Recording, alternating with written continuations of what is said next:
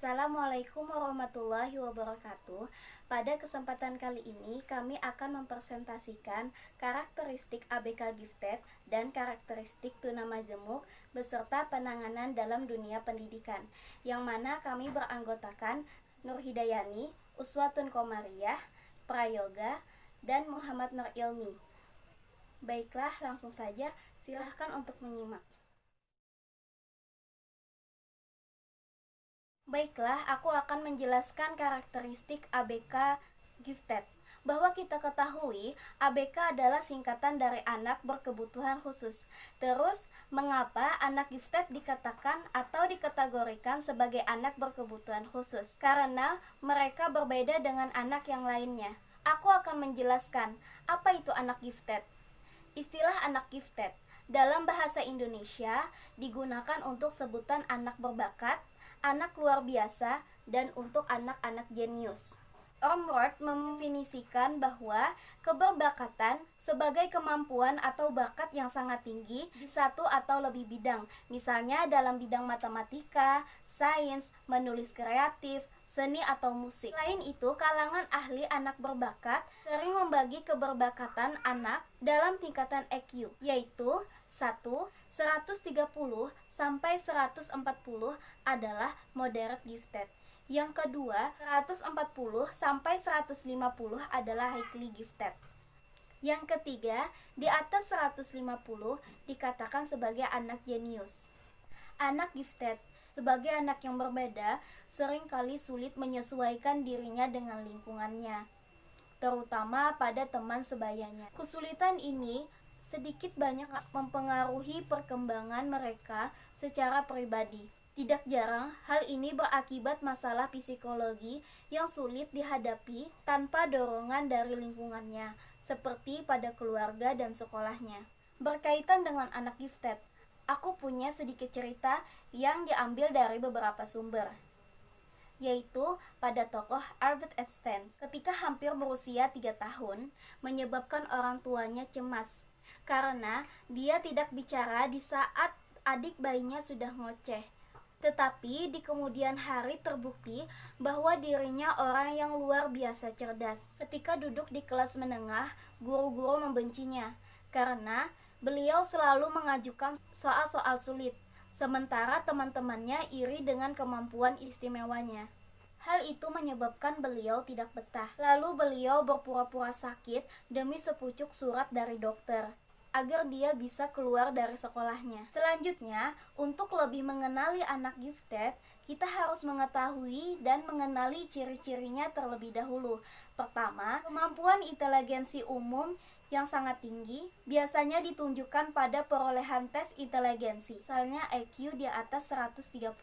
Yang kedua, bakat istimewa dalam bidang tertentu, misalnya pada bidang matematika, sains, seni, dan lain-lain. Hal ini biasanya ditunjukkan dengan prestasi istimewa pada bidang-bidang tertentu.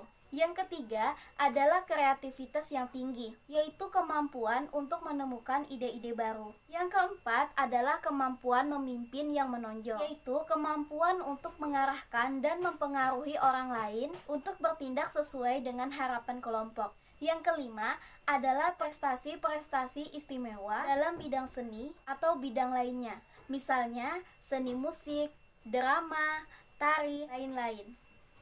Penyebab ABK gifted.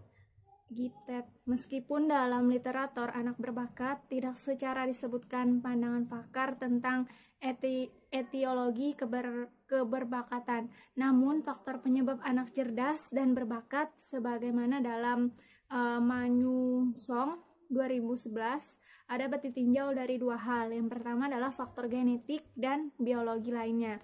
Nah, penelitian dalam genetika perilaku mengatakan bahwa setiap jenis dari perkembangan perilaku dipengaruhi secara signifikan melalui gen atau keturunan. Walaupun pengaruh genetika dalam perkembangan kemampuan unggul tidak dapat dielakkan, pengaruh biologi ini tidak lebih penting daripada pengaruh lingkungan di mana anak diasuh faktor biologis belum bersifat genetik. Yang mempunyai andil dalam inteligensi adalah faktor gizi dan neurologi. neurologis, kekurangan nutrisi pada masa kecil dan gangguan neurologis yang terjadi dapat menyebabkan keterbelakangan mental. Begitupun sebaliknya. Yang kedua adalah faktor-faktor lingkungan. Nah, dari penelitian tentang individu berbakat yang sukses berbagai bidang menunjukkan masa kecil di dalam keluarga yang memiliki ciri-ciri sebagai berikut. Yang pertama adalah seseorang dari anggota keluarga, satu atau kedua orang tua memiliki minat pribadi terhadap bakat dan memberikan dorongan besar dalam perkembangannya. Yang kedua adalah kebanyakan dari orang tua adalah panutan, contoh terutama dalam gaya belajar kehidupannya. Yang ketiga adalah adanya dorongan khusus dari orang tua untuk menjelajah, berpartisipasi dalam kegiatan rumah tangga berkaitan dengan keberbakatan yang dikembangkannya, di mana usaha anak selalu mendapat reward. Yang keempat adalah orang tua memberikan jaminan bahwa anak dapat belajar dalam lingkup keterbatasan mereka. Yang kelima adalah keluarga menampilkan atau menunjukkan tingkah laku dan nilai yang diharapkan yang berkaitan dengan talent, termasuk mengenai jadwal yang jelas dan standar untuk penampilan yang tepat sesuai tahapan perkembangan anak. Yang keenam adalah pengajaran bersifat informal terjadi dalam berbagai situasi. Yang ketujuh adalah keluarga berinteraksi dengan tutor atau mentor. Yang ketujuh adalah keluarga berinteraksi dengan tutor atau mentor dan menerima informasi bagaimana mengerahkan kegiatan-kegiatan anak. Kedelapan adalah keyakinan orang tua bahwa anak-anak mereka mengalami bakat mereka sebagaimana juga mereka belajar bahasa. Yang kesembilan, adanya perilaku dan nilai-nilai yang diharapkan berkaitan dengan keberbakatan di dalam keluarga. Yang ke-10, orang tua menjadi pengamat latihan-latihan, menekankan minimum waktu berlatih, memberikan pengarahan bila diperlukan, dan memberikan pengukuran pada perilaku anak yang dilakukan dengan pujian dan memenuhi standar yang diterapkan. Yang 11, orang tua mencarikan instruktur khusus dan guru khusus bagi anak. Yang ke-12, orang tua mendorong keikutsertaan anak dalam berbagai cara, di mana kemampuan anak dipertunjukkan kepada halayak ramai. Baiklah, di sini saya ingin menjelaskan pengertian tunamazemuk. Anak tunamazemuk adalah anak yang memiliki hambatan dan kebutuhan belajar secara khusus yang disebabkan adanya kombinasi antara hambatan fisik, sensoris, sosial, emosi, dan intelektual dan lainnya. Sebagai contoh, anak dengan hambatan penglihatan dan sekaligus memiliki hambatan pendengaran. Assalamualaikum warahmatullahi wabarakatuh. Baiklah, di sini saya akan menjelaskan penjelasan selanjutnya daripada teman-teman saya, yang mana saya menjelaskan tentang ciri anak-anak tunamajemuk dibagi menjadi dua macam. Yang pertama ialah secara umum dan yang kedua ialah secara khusus. Adapun secara umum, yang pertama kurang komunikasi atau sama sekali tidak dapat berkomunikasi. Jadi hampir keseluruhan anak yang tunamajemuk, tergolong anak tunamajemuk, memiliki kemampuan yang sangat terbatas dalam mengekspresikan sesuatu sehingga sulit untuk dipahami.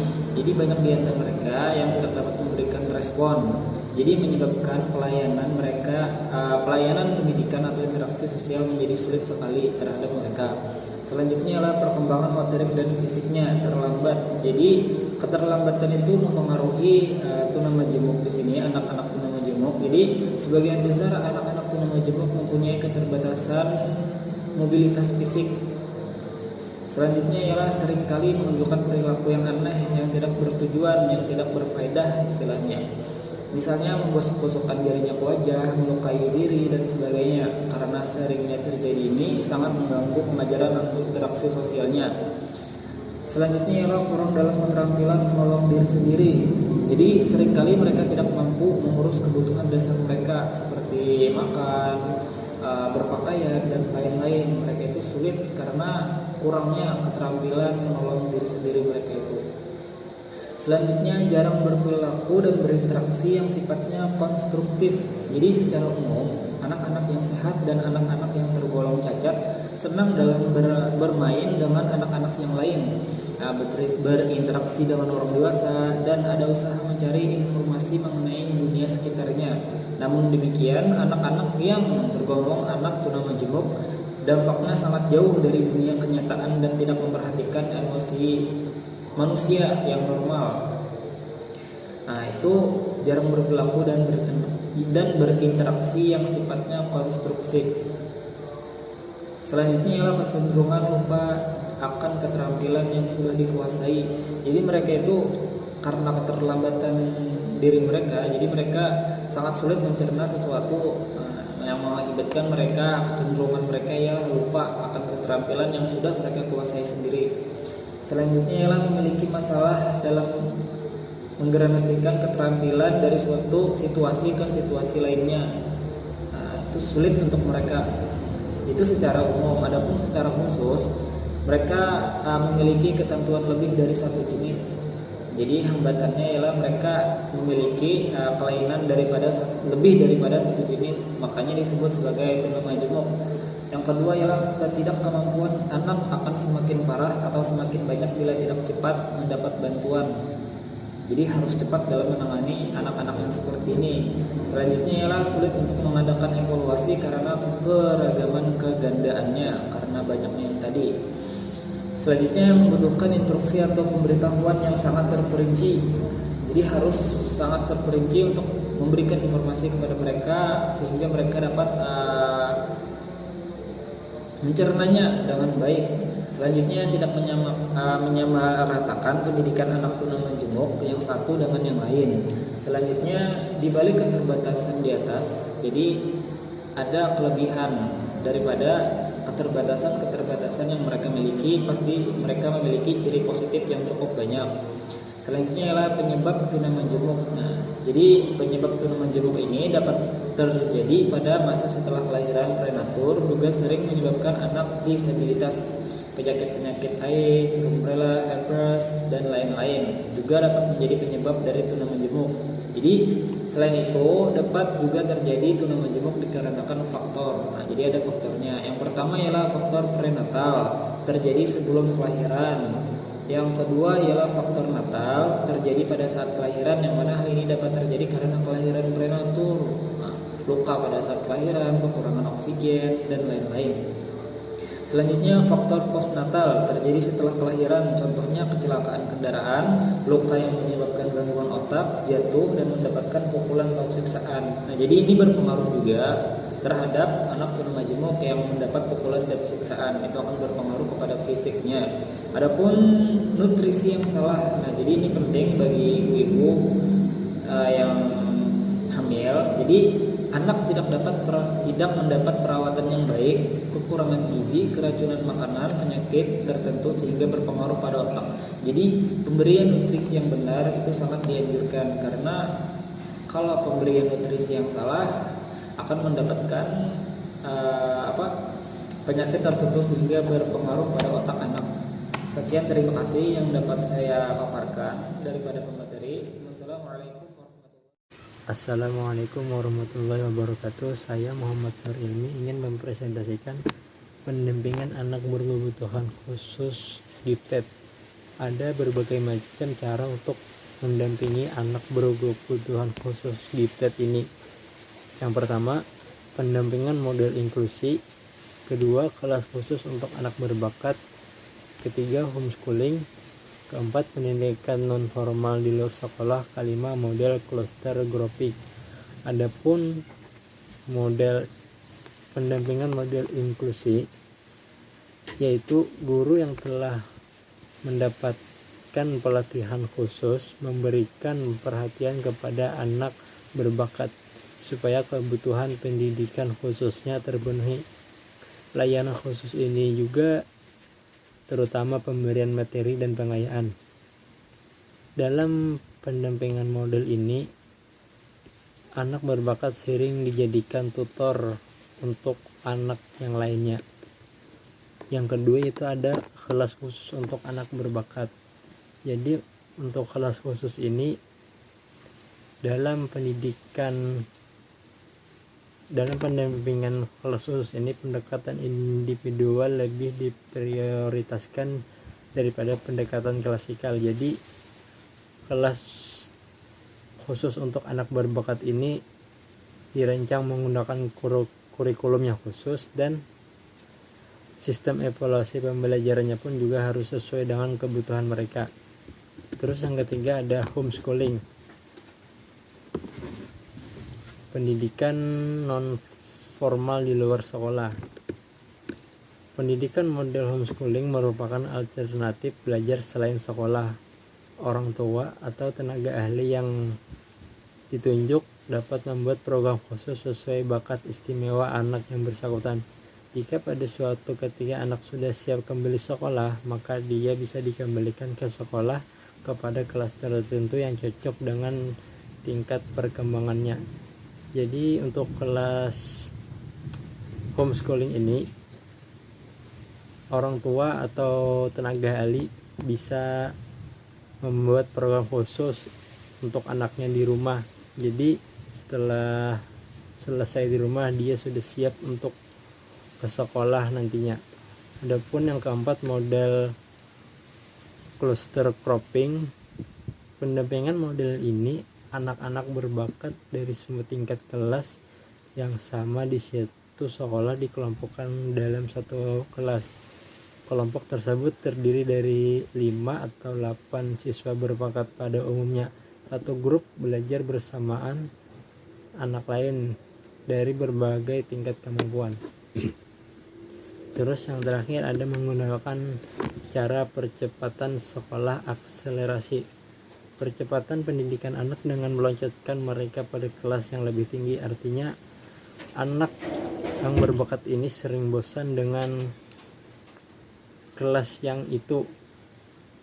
Inilah memicu adanya percepatan pendidikan dengan menaikkan kelas sebelum waktunya. Artinya anak ini bisa bosan dengan kelas jika terlalu lama dengan kelas sebelumnya, maka dengan itu dipercepat untuk menaikkan kelas sebelum waktunya. Selanjutnya ada layanan pendidikan tunaganda atau tuna menjebuk. Pada masa lalu, tunaganda secara rutin dipisahkan dari sekolah reguler bahkan sekolah khusus. Namun sejak 80-an, layanan pendidikan bagi anak tunaganda semakin mendapat perhatian di tengah-tengah masyarakat dengan mendirikan sekolah-sekolah khusus. Demikian juga program-program pendidikan bagi anak tunaganda semakin dikembangkan untuk anak usia sedini. Mungkin setidak-tidaknya program pendidikan lebih diorientasikan untuk meningkatkan kemandirian anak. Untuk menjaga efektivitas program pendidikan, maka program seharusnya mengakses 4 bidang utama, yaitu bidang domestik, rekreasional, kemasyarakatan, dan vokasional. Adapun tempat-tempat pendidikan anak tunaganda, yang pertama SLB di Kota Bandung, SDLB N Temanggung, SLB C atau G YBS Karanganyar Jawa Tengah, SLBN Bantul Daerah Istimewa Yogyakarta, SLB G Daya Ananda Kalasan Sleman, SLB G Karya Mulia Wonokromo Surabaya, SLB G PGRI Delanggu, SLB 2 Pembinaan Tingkat Prop Kalimantan Tengah, SLB YPAC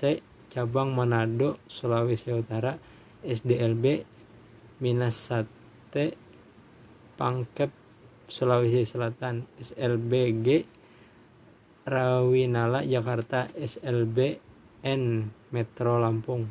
Sekian dari saya. Assalamualaikum warahmatullahi wabarakatuh.